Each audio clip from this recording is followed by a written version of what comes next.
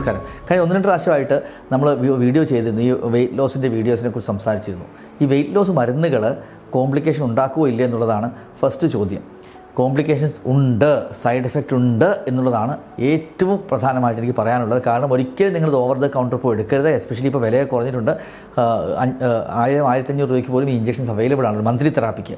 ഒരു മാസത്തേക്ക് 1500 രൂപ വെച്ചാൽ പലപ്പോഴും ആളുകൾ ചുമ്മാ ഓവർ ദ കൗണ്ടർ പോയി എടുക്കാൻ ശ്രമിക്കും. ഒരിക്കലും അത് എടുക്കരുത്. കാരണം ഈ മരുന്നുകൾക്ക് റിസ്ക് ബെനിഫിറ്റ് റേഷ്യോ നോക്കുമ്പോൾ ഭൂരിഭാഗം ആളുകളിലും ബെനിഫിറ്റാണ് കൂടുതൽ. Totally agree. പക്ഷേ ചില അസുഖങ്ങളുള്ളവർക്ക് ഇതൊരിക്കലും എടുക്കാനും പാടില്ല. അതെങ്ങനെയുള്ളവർക്കാണ്, എന്താണ് ഇതിൻ്റെ സൈഡ് എഫക്റ്റ് എന്ന് ആദ്യം നമുക്ക് നോക്കാം.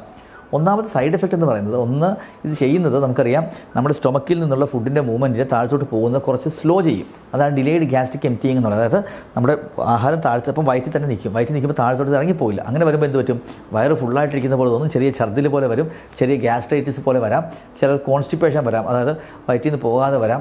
ഇങ്ങനെയുള്ള പ്രശ്നങ്ങളാണ് ആദ്യമായിട്ട് കാണുന്നത്. ഡിലേഡ് ഗ്യാസ്ട്രിക് എംപ്റ്റിയിങ് കൊണ്ടുള്ള ഛർദിൽ, വയറിന് വീർത്തിരിക്കുക, ഒരു മനം പുരട്ടൽ, ഇതൊക്കെയാണ് ഏറ്റവും കോമൺ ആയിട്ട് കാണുന്ന സൈഡ് എഫക്റ്റ്. പക്ഷേ സൈഡ് എഫക്റ്റിൽ അതൊരു എഫക്റ്റ് തന്നെയാണ്. കാരണം മരുന്ന് അങ്ങനെയാണ് വർക്ക് ചെയ്യുന്നത്. രണ്ടാമത്തെ സൈഡ് എഫക്റ്റാണ് മസിൽ ലോസ്. നമ്മുടെ മസിലിൻ്റെ കട്ടികൾ കുറയുന്നു, മസിൽ കുറയുന്നു. കാരണം നമ്മൾ മെലിയുമ്പോൾ നമ്മൾ ശരിക്കും അത്യാവശ്യം പ്രോട്ടീൻ കഴിച്ച് എക്സസൈസ് ചെയ്തില്ലെങ്കിൽ നമ്മുടെ വെയിറ്റ് പോകുന്നതനുസരിച്ച് നമ്മുടെ മസിൽ മാസം പോകും.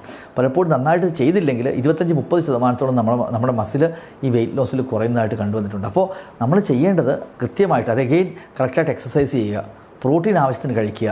നമ്മൾ കാർബോഹൈഡ്രേറ്റാണ് കുറയ്ക്കേണ്ടത്, പ്രോട്ടീൻ ആവശ്യത്തിന് കഴിച്ച് അത് മെയിൻറ്റെയിൻ ചെയ്തില്ലെങ്കിൽ, അതുകൊണ്ടാണ് പലപ്പോഴും നമ്മളൊരു ഡയറ്റ് കൂടി കൊടുക്കാറുണ്ട് ആളുകൾക്ക്. ഈ വെയിറ്റ് ലോസിന് പറ്റിയൊരു ഡയറ്റ് കൂടി നമ്മൾ കൊടുക്കാറുണ്ട്.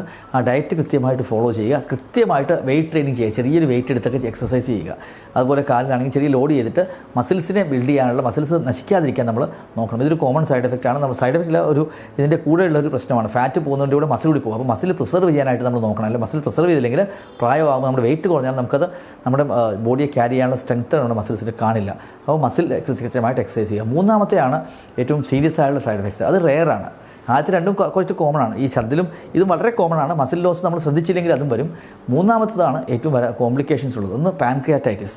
അതാണൊരു പ്രശ്നമുള്ളൊരു അസുഖം. അത് വളരെ വളരെ റെയറാണ്. 1000-2000 പേരിൽ ഒരാൾക്ക് മാത്രം വരുന്നൊരു സൈഡ് എഫക്റ്റാണിത്. Very very rare. അപ്പോൾ നേരത്തെ പാൻക്രിയാറ്റൈറ്റിസ് വന്നിട്ടുണ്ട് എങ്കിൽ ഈ ഇഞ്ചക്ഷൻ എടുക്കാതിരിക്കുക എന്നുള്ളതായിരിക്കും അഡ്വൈസബിൾ. എടുക്കാതിരിക്കുന്നതായിരിക്കും നല്ലത്. കാരണം പാൻക്രിയാസ് ഇൻഫ്ലമേഷൻ വരാനുള്ള ചാൻസ് ഉണ്ട്.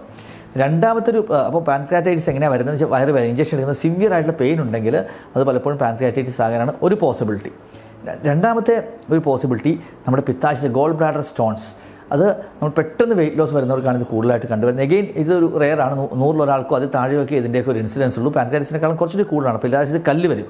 അപ്പോൾ ഈ പാൻക്രിയാറ്റൈറ്റിസും കോളിസിസ്റ്റൈറ്റിസും, ഗോൾ സ്റ്റോൺസ് എന്ന് പറയുന്നത് കേട്ടില്ല, പിത്താശയത്തിൽ കല്ലെന്ന് കേട്ട് കാണും. പാൻക്രിയാസ് ഗ്രന്ഥിയുടെ ഇൻഫ്ലമേഷൻ, ഇത് രണ്ടുമാണ് കുറച്ച് സീരിയസ് ആയിട്ടുള്ള കോംപ്ലിക്കേഷൻ. പക്ഷേ ഇതിൻ്റെ ഒരു റിസ്ക് വളരെ കുറവാണ്. ലെസ് ദാൻ 1 in 100 ആണ്. ഞാൻ നേരത്തെ പറഞ്ഞു വന്നതുപോലെ പല അസുഖങ്ങളും, പക്ഷേ ഒബീസിറ്റിയുടെ ഒരാൾക്ക് ഹാർട്ട് അറ്റാക്കിൻ്റെ റിസ്ക് നമുക്കറിയാം, ഡയബറ്റീസിൻ്റെ റിസ്ക്, ഹൈപ്പർ ടെൻഷൻ റിസ്ക്, അതുപോലെ വാതരോഗങ്ങൾ കൂടാനുള്ള റിസ്ക്, അതെല്ലാം ഈ ഒരു BMI ഒരു 26 മുകളിലുള്ളവർക്കൊക്കെ വളരെ കൂടുതലാണ്. 30 മുകളിലാണ്, വളരെ വളരെ കൂടുതലാണ്. അപ്പോൾ നമ്മുടെ BMI കുറച്ച് വെക്കുക എന്നുള്ളത് വളരെ ഇമ്പോർട്ടൻ്റ് ആണ്. അതിന് നമുക്ക് ഈ മരുന്നുകൾ വളരെ ഹെൽപ്പ് ചെയ്യുമെന്നുള്ളതിലും ഒരു സംശയവുമില്ല.